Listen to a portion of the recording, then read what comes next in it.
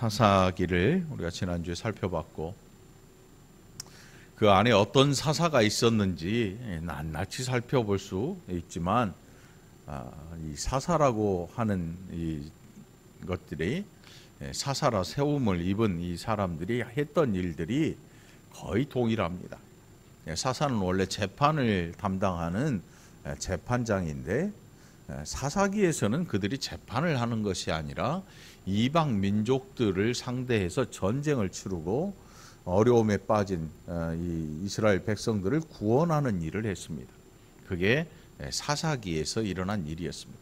아마도 제목이 사사기라 붙은 그 이유가 하나님께서 사사들을 세우셔서 이스라엘 백성들을 구원하신 그 내용을 우리에게 알려주고 있는 것 같은데, 그러나 이 사사기에는 절대로 우리가 따라가서는 안 되는 그런 정신이 있었습니다.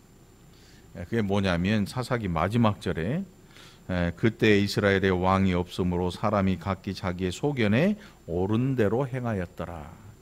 이 사사 시대를 단 한마디로 규정하면 지 마음대로 살았다. 자기들 마음대로 살았다. 이 시대에도 아마 사사 시대와 같은 그런 시대입니다. 내가 옳으면, 내가 옳다고 생각하면 그게 옳은 것입니다. 그래서 이 시대에는 정답이란 게 없습니다. 정답이란 게. 물론 산수에는 정답이 있지만 인생을 살아가는 데에는 정답이 없다. 이렇게 이야기를 하지요.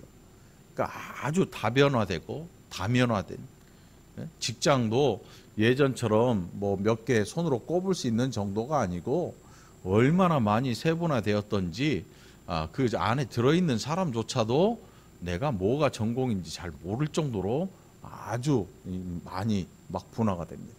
앞으로는 더 하겠죠.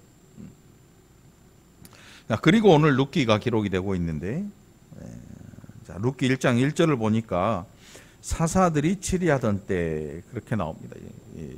시대의 배경이 사사 시대였다. 사사들이 치리하던 때, 그러니까 다시 말하면 왕이 없던 시대, 그리고 사람들이 각기 자기의 소견에 옳은 대로 살았던 그때다. 그리고 이제 유다 베들레헴의 한 사람, 그러니까 유다 지파죠. 유다 지파 지역에 살고 있는 사람, 유다 베들레헴의 한 사람이 그의 아내와 두 아들을 데리고 모압 지방에 가서 거류하였다. 이사 가는 걸 누가 뭐라고 하겠습니까? 여러분, 여기 살다가 백옷으로 갈 수도 있고, 백옷 살다가 저 정왕동 갈 수도 있고, 정왕동 갔다가 또 다시 월곶 올 수도 있고, 월곶 살다가 뭐 강남 갈 수도 있고, 뭐 이사 갈 수는 있습니다. 그런데 이 시대에는 안 돼요. 왜 안 되냐 하면 하나님께서 각 지파에게 정해 주신 지역이 있습니다. 지파별로 가나안에 입성하면서 각 지파에게 주신 땅들이 있어요. 그걸 기업이라고 하는데, 그 기업을 벗어나서 남의 걸 탐내거나 남의 걸 돈 주고 샀다 그래서 영원히 자기 것이 되지도 않아요. 다시 말해서 가나안 땅에 입성한 이스라엘 백성들이 할 일은 뭐냐면 그들에게 주어진 이 기업 내에서 하나님의 영광을 드러내야 되는 거죠. 그리고 그 언약을 성실하게 지켜갈 의무가 그들에게 있는 것입니다. 진정한 왕이, 지금 이스라엘에 왕이 없었다고 하니까 사람 왕을 생각하면 안 돼요. 하나님조차도 없었다는 거죠. 하나님이 그들의 진짜 왕이신데 하나님조차도 그들에게 왕이 되지 못하고 그들이 하나님을 왕으로 생각하지 않고 살았다. 그래서 내 마음대로 살았다. 그리고 살고 있다. 바로 그런 시대에 이 가정이 모압으로 이민을 갑니다. 자, 여러분, 우리가 잘 알잖아요. 모압이라고 하는 이 족속이 어떻게 생겨났는지. 따라오는 족속이 있죠. 암몬 족속이 암몬. 이 이름도 비슷해요. 룻이라고 하는 이 여인을 우리가 여기 룻기에서 만나게 되는데, 아브라함의 조카 롯이 있어요. 롯. 그러니까 아 다르고 어 다른 게 아니고 오 다르고 우 다르네. 예? 조카, 아브라함의 조카 이름이 롯이에요. 롯. 롯이 소돔에 살고 있을 때에 천사들이 그를 끌어냅니다. 하나님의 진노가 이 소돔과 고모라 지역을 뒤엎을 텐데 빨리 나갑시다 해가지고 부인하고 두 딸을 데리고 가는데 부인은 뒤돌아보다가 소금 기둥이 되고 말이죠. 그래서 롯이 대낮에 술이 취해 있는 걸 두 딸이 보고, 야, 우리가 이제 남편도 없고 그러니까 후대를 이어야 되는데 어떻게 이어야 될 거냐, 아버지의 씨로 후사를 잇자 해가지고 백주 대낮에 아버지가 술 취해서 잠든 틈을 타서 아버지의 씨로 잉태를 해. 두 명이, 아들이 두 딸이. 여러분, 복음이 우리나라에 들어올 때 핍박받았던 이유가 뭐냐면 이런 족보 내용 때문에. 족보 때문에. 여러분, 이 양반이랍시고 막 그런 가문의 뭔가를 중요하게 여기던 이 민족에게 복음이 딱 들어왔는데 성경을 보니까 아버지의 씨로 두 딸이 자식을 낳았네? 뭐라 그럴 것 같아요? 야, 이놈의 대는 절대 가면 안 될 때다 이거. 상놈 중에도 불상놈 중에도 이런 천륜을 벌인 이런 놈의 종교가 어딨냐? 핍박할 만하지요. 뭐 제사를 지내고 안 지내고의 문제는 나중 문제고 족보가 지금 개판이 된 거예요. 이 말이 안 되는 족보를 갖고 있는 이 성경에서 기록하는데, 그게 그 두 딸을 통해서 이루어진 민족이 뭐냐면 모압 족속과 암몬이라고 하는 족속이거든요. 하나님께서 모압과 암몬은 이스라엘의 회중에 들지 못한다. 이방 민족들은 다 이스라엘 회중에 들어올 수 있어요. 그런데 모압 족속과 암몬 족속은 이스라엘 이 회중에 들어오지 못해요. 너무나 수치스럽고 뭐 말할 수 없는 그런 민족이기 때문에 이거 할아버지가 아버지고 엄마가 딸이고 이거 말이 안 되는 이 관계를 가지게 됐잖아요. 그러니까 모압 족속과 암몬 족속은 이스라엘 안에 같은 이 롯을 통해서 형제의 나라인 것 같은데 이 안에 들어갈 수가 없는 거예요. 회중에 들어갈 수가 없어요. 그런데 놀랍게도 유다 베들레헴에 살던 이 사람이 자기 아내와 두 아들을 데리고 모압 지방으로 간 거예요. 모압 지방으로. 우리가 알기로 이 가뭄이 심할 때 아브라함과 이삭은요 애굽으로 갔어요. 애굽으로. 아니면 뭐 다른 이방 민족들한테 갔다. 애굽으로 갔지. 그런데 이 사람은 모압 지방으로 갔어요. 모압. 이스라엘과 상종할 수 없는, 회중에 들어올 수도 없는 이 모압 지방으로 이사를 갔단 말이에요. 뭐 그래요. 뭐 이사 갔다 쳐요. 그런데 중요한 것은 그들이 이사를 갔는데 거기에서 이 남편, 유다 지파였던 남편과 두 아들이 죽고 말았어요. 그런데 보니까 두 아들에게 며느리가 있어요. 며느리를 어디서 얻었냐 하면 모압 여인을 며느리로 삼은 거예요. 야, 정말 왜 이랬을까? 근데 볼 것도 없어요. 이 사사기 마지막 절 보면 돼요. 왕이 없어서 자기 소견에 옳은 대로 했더라. 아, 그 시대는 내가 원하면 아무거나 해도 되는 시대예요. 우리 시대하고 똑같아요. 제가 언젠가 저 부천 있는 데로 이렇게 차 타고 이렇게 지나가는데 큰 건물이 있어요. 근데 가운데 뭐 그 건물에서 만들어 놓은 동상 뭐 부조 같은 게 이렇게 큰 뭔가 있더라고. 조형물이 있더라고. 근데 젊은 아가씨들이 거기서 막 춤을 추더라고. 핸드폰을 이렇게 켜놓고 그 앞에서 막 춤을 추는데 옷도 거의 안 입었어. 가슴하고 밑에 팬티 같은 옷 하나만 입고 막 춤을 추고 있어. 그 뒤에 남자애들이 좋아서 막 이렇게 있더라고. 나중에 보니까 유튜버한테 유튜브. 그거 다 유튜버들이고 막 한두 명이 아니더라고. 나중에 이렇게 잘 보니까 뭐 이 핸드폰을 이렇게 켜놓고 세워놓고 말이죠. 거기서 혼자 중얼중얼 떠드는 그런 사람도 있고 뭐 별별 사람이 다 수두룩해. 뭐 우리 권사님들 옷 그렇게 입고 나가라고 하면 한 발짝이나 나가겠어? 응? 권사님들이 그렇게 입고 나가면 애들이 욕해. 응? 나오지 말라고.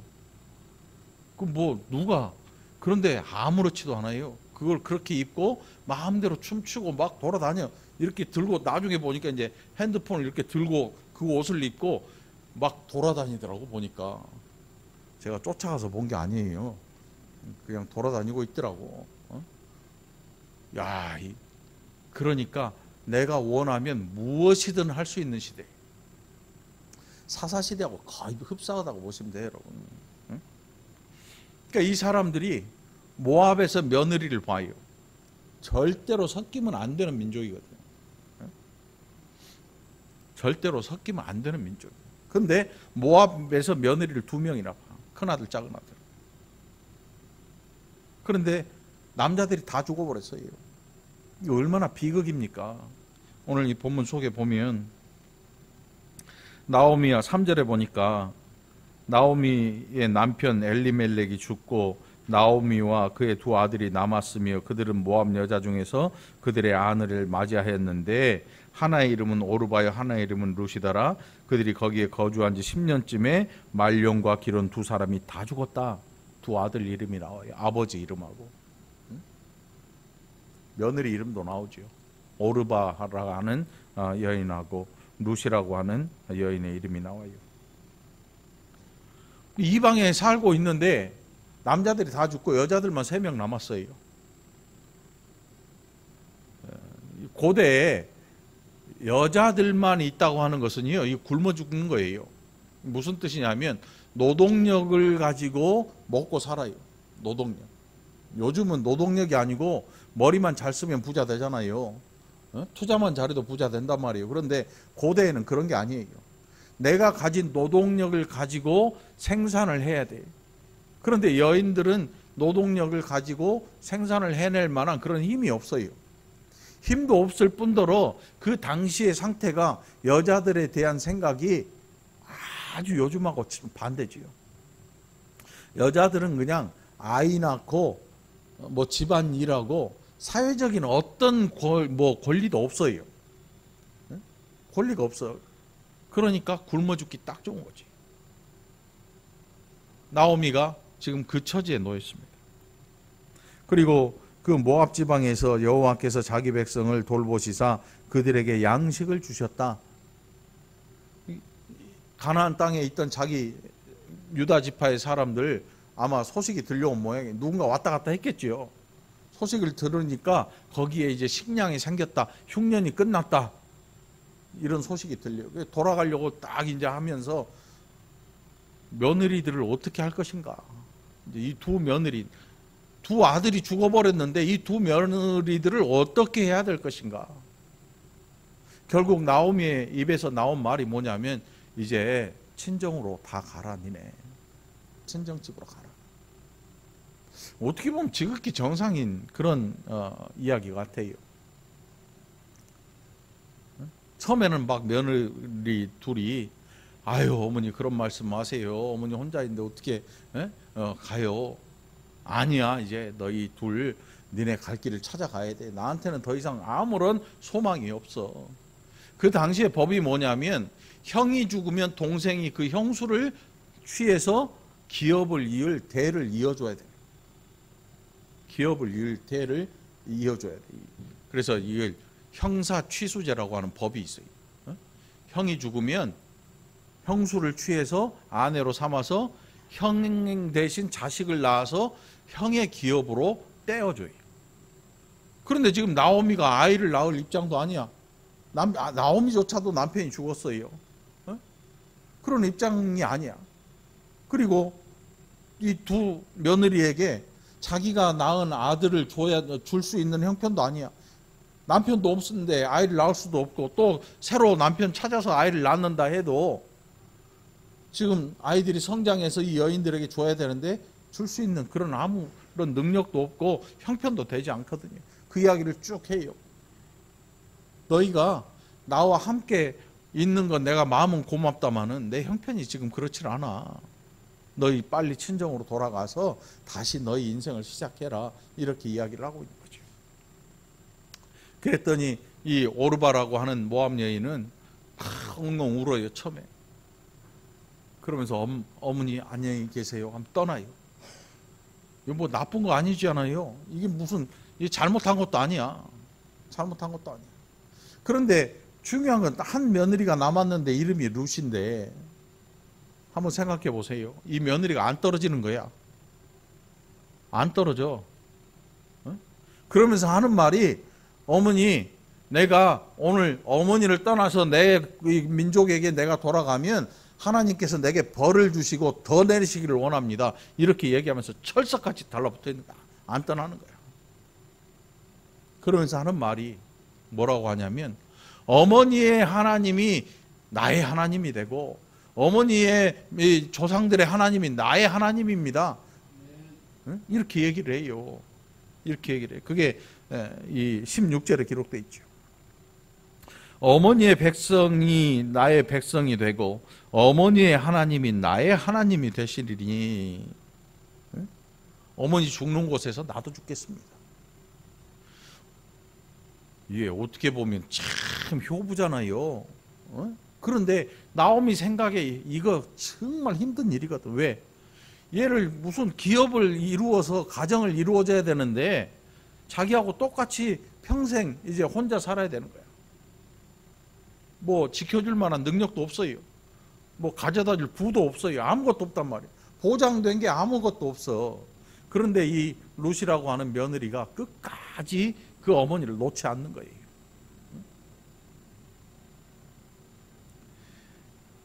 오늘 우리가 살펴봐야 될 게 뭐냐면, 복음이라고 하는 게 참 신기한 거야.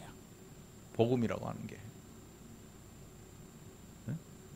예수님께서 한 알의 밀에 대한 말씀을 하셨죠. 한 알의 밀이 땅에 떨어져 썩지 아니하면 거기에서 생명이 날 수가 없다. 또 다른 밀이 올라와서 결실을 하지 못한다. 예수님 자신이 밀이셨거든요. 예수님 자신을 일컬어서 한 알의 밀로 표현하신 거예요. 죽으실 것을 말씀하신 거지. 또 다른 말로, 또 다른 표현으로 하면, 복음이라고 하는 것은 씨가 떨어진 거예요. 씨가. 예수님 표현에 그 비유에 보면 농부가 밭에 씨를 뿌려요. 씨를 뿌리는데 어떻게 뿌리냐면 한 개, 두 개 심는 게 아니고 손으로 잡아서 이렇게 뿌려. 그냥 뿌려. 휙휙 뿌리는 거야. 그리고 어떤 데는 돌짝이 위에 떨어지고 어떤 데는 가시덤불에 떨어지고 어떤 데는 바다 안에 떨어지고 나중에 똑같이 열매가 나는, 이 싹이 나는데 똑같아 보여. 그런데 나중에 돌밭 위, 가시덤불 속 뭐 이런 데는 다 죽어요. 우리가 생각할 때 이제 모압 지방은요, 가시덤불 돌짝이에요. 돌짝밭. 야, 저놈의 복음이 가가지고 복음이 전해질 수 있겠느냐? 몇 명이나 올 거냐? 한동안 교회들이 막 유행하는 잔치가 있었어요. 천국잔치. 천국잔치. 여러분 한번 가보신 분 안 여기는 안 계시네. 가면 봉투 주거든요. 교통비 5,000원, 10,000원. 어떤 분은 뒤돌아서 가지고 2장, 3장 타오는 분들도 있더라고. 진짜로. 잽싸게. 뭐 그런 분들도 있더라고. 그런데 보면 막 그 주변에 그 당시에 노인정 경로당 그랬으니까 거기 놀러 오신 할아버지 할머니들이 다 와. 막 1,500명 막 관광버스까지 대절해 갖고 오고 교회가 꽉 차지요. 왔다 가면 몇 명인지 세 가지고 몇 명 결실 해가지고 이 얘기를 해요. 그 다음 주에 보면 100분의 1도 없어. 봉투 가지고 밥 먹으러 가죠. 100분의 1도 안 와. 그런 걸 볼 때, 야, 이놈의 거 과연 해서 될 일이냐? 이런 생각 들 거 아니에요, 여러분. 모압이라고 하는 그 지방에는 예수 믿는 사람이 한 명도 없어요. 하나님 믿는 사람이 한 명도 없는데, 이 룻이라고 하는 여인의 입에서 뭐라고 나오냐면, 어머니의 백성이, 백성의 하나님이, 어머니의 백성이 나의 백성이고, 어머니의 하나님이 나의 하나님입니다. 어머니께서 가는 곳에 나도 가고 어머니께서 죽는 곳에서 나도 죽겠습니다. 야, 이 복음이란 게 놀라워요. 마치 살아있는 생명이 있는 씨를 아무데나 휙 던졌는데 거기서 열매가 막 나서 보여지는 거예요. 돌짝밭인 줄 알았더니 돌짝밭이 아니야. 열매가 우물 틔우더니 나중에 대가 올라오고 거기서 꽃이 피더니 거기서 열매가 확 맺는 거예요. 열매가 확 맺어요. 우리의 머릿속 사고는 뭘 생각하냐면 많은 사람들이 열매를 맺는 그 일이 대단히 중요하다고 생각을 해요. 그런데 놀랍게도 하나님께서 그러지 않아요. 오르반은 집으로 돌아갔어요. 거기 뭐라고 표현했냐면 그는 그의 백성에게로 돌아갔고 그의 신들에게로 돌아갔다 이렇게 얘기를 해요. 거기 성경에 보면 그 오르바라는 여인이 신들에게 돌아갔다 표현을 써요. 내 동서는 그의 백성과 그의 신들에게로 돌아가나니. 당시에 살고 있는 지역은 항상 신들이 존재해요. 모압에는 모압의 신들이 존재하고 가나안에는 가나안의 신들이 존재했어요. 그러나 하나님께서 가나안의 신들을 섬기는 그 일로 말미암아 가나안에 살고 있는 모든 사람들에게서 그 살만한 그 권리를 빼앗아 버렸어요. 너희는 권리 없어. 나가. 이스라엘 백성들이 들어왔어요. 근데 당시 고대의 신과는 뭐냐면 내가 살고 있는 이 땅을 벗어나면 그 신이 오지 않는다라는 생각을 해요. 이게 고대의 신관이에요. 그러니까 전쟁을 해도 국경, 접경 지역에서 전쟁을 하잖아요. 자기 신들의 형상을 들고 나가서 싸워요. 그래서 어느 한 나라가 이기면 자기들이 가지고 간 그 신들의 형상, 신이 그 전쟁에서 승리했다고 생각을 해서 상대방의 신상을 빼앗아 버려요. 나중에 이 사사기 안에 보면 그런 적이 있거든요. 그러니까 신관이 자기 땅 안에서만 이 신이 힘을 쓸 수 있다는 거지. 그런데 조금 힘이 센 신은 상대방 나라에까지 그 권력을, 힘을 쓰는 그런 신으로 생각을 해요. 그 신을 갖다가 자기들의 신당에 갖다 놔요. 그러니까 오르반은 그의 백성과 그의 신들에게로 돌아갔다. 이 표현이 아주 적절한 거지요.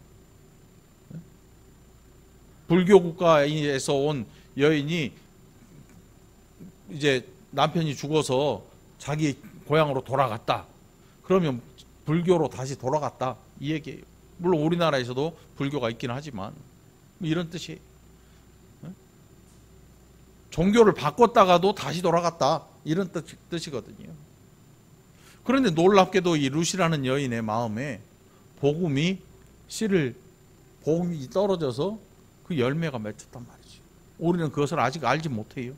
얼마나 아름다운 열매가 이 여인을 통해서 맺혔는지 여러분들 이 성경을 쭉 읽어보면 나중에 어떤 열매가 맺히냐면 메시아, 이방 여인 룻을 통해서, 룻의 태를 통해서 하나님께서 보아스라고 하는 사람을 만나게 하시고 그녀의 태를 통해서 나중에 이렇게 족보를 따져보면, 이 성경에 기록된 족보를 따라가 보면 룻이라는 뜬금없는 이 모압 여인이 등장을 합니다. 이스라엘의 회중에 낄 수 없는 여인인데 이 여인의 태를 통해서 하나님께서 예수 그리스도를 이 땅에 보내셔요. 이보다 아름다운 열매가 없잖아요. 이보다 큰 열매가 없어요. 이보다 더 좋은 열매가 없단 말이지요. 하나님이 하시는 일이 그래요, 여러분. 여러분, 우리 교회 사람 별로 없잖아요. 우리보다 더 없는 교회도 있어요, 여러분.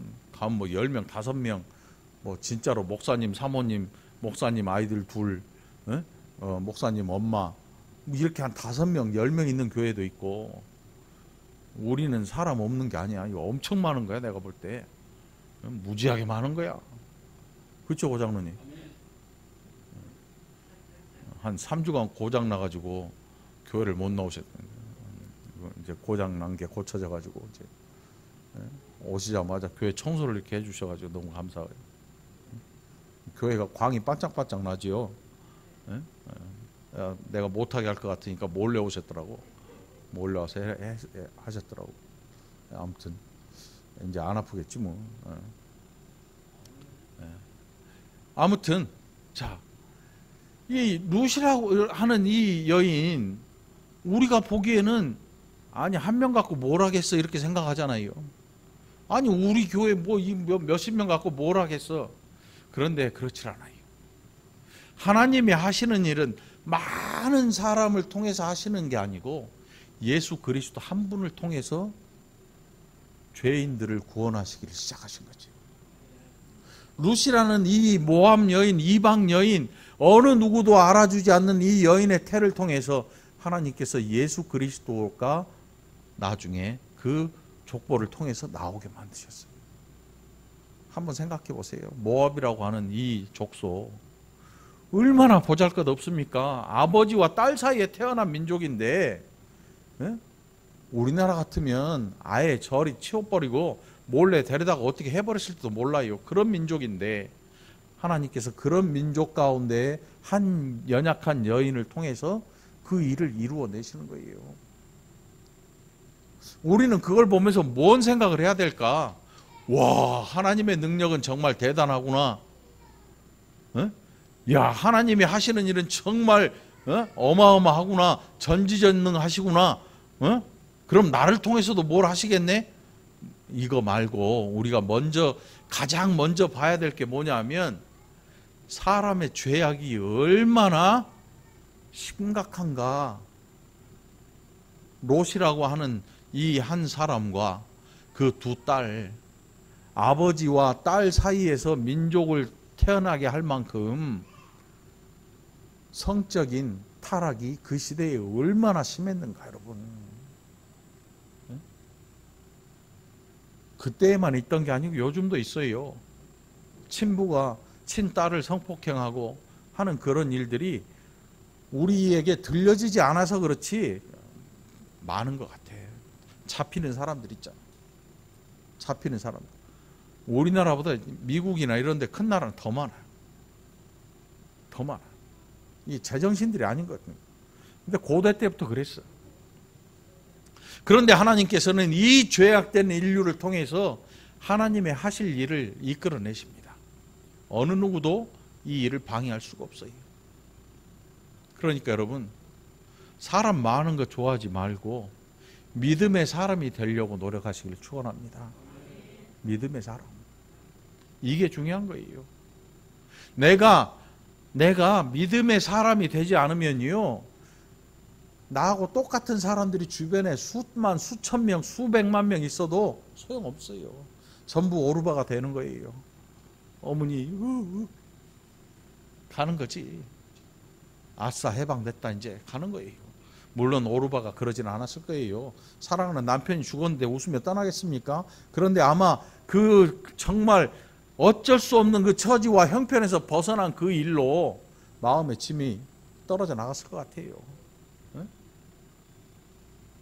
오늘 여러분, 이 놀라운 하나님의 하시는 일들을 좀 이해해 볼 수 있기를 축원합니다. 하나님이 하시는 일은요, 힘세고 강한 자들을 통해서 일하시지 않아요.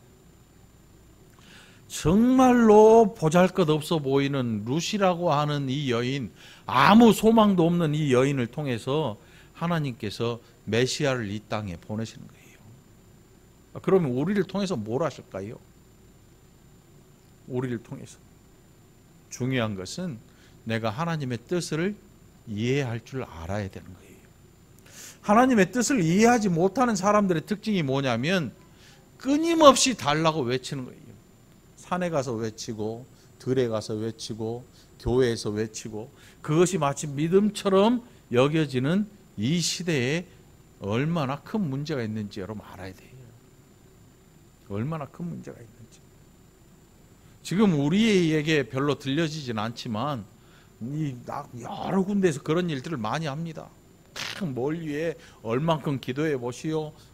정성이 부족합니다. 뭐 별소리를 다 해요. 헌신을 한번 해보세요. 뭐 별 얘기를 다 해요. 그렇게 해서 하나님의 보좌를 한번 흔들흔들 움직여 보세요. 그러면 사업이 성공하고요, 병이 치료되고, 자식이 잘 되고, 뭐가 잘 되고, 뭐가 잘 되고, 이렇게 군부를 막 떼가지고 사람을 만들려고 하는 그런 시도들을 수도 없이 하는 것입니다. 다시 말해서 종교가 전혀 다른 방향으로 가고 있는 거예요. 사실 그거는 기독교하고 너무 먼 종교거든요. 기독교라고 하는 종교는 그런 종교가 아니에요.